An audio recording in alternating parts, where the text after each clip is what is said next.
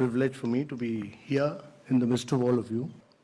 Great pleasure because I've been closely associated with all of you in the direct selling industry. My belief always has been that the direct selling industry adds hugely to economic activity.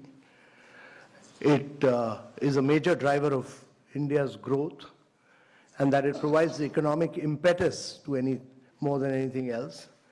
And the key challenge for India is really about growth with jobs. So if you are not able to create jobs, then we'll be in deep problems.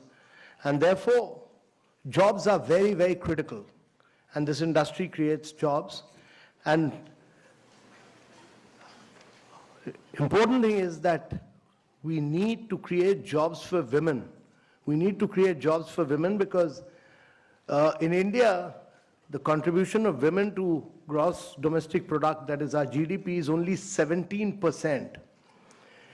And worldwide average is around 40%. 40%, the gap between India and the rest of the world is enormous. 24% of women in India work, but the contribution is only 17%. And unless and until we don't,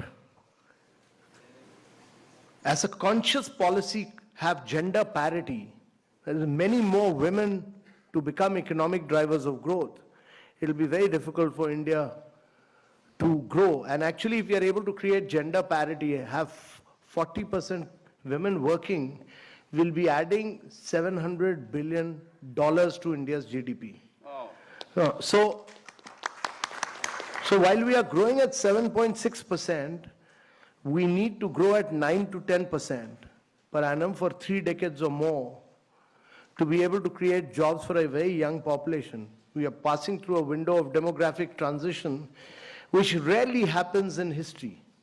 Our population is very young.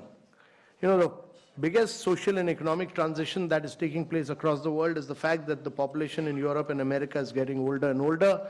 The population in India is getting younger and younger, and it will keep getting younger till 2040. And therefore, if you have to reap this advantage, it can be a huge nightmare as well if you are not able to create jobs. So if you have to create jobs, there are only 2 ways. One is to push manufacturing in a very big way, and the other is to push direct selling. Yeah. You people were, many states, Kerala, West Bengal, many of you were seen as people who were doing chit funds. You are not doing chit funds. You are doing a very respectable profession.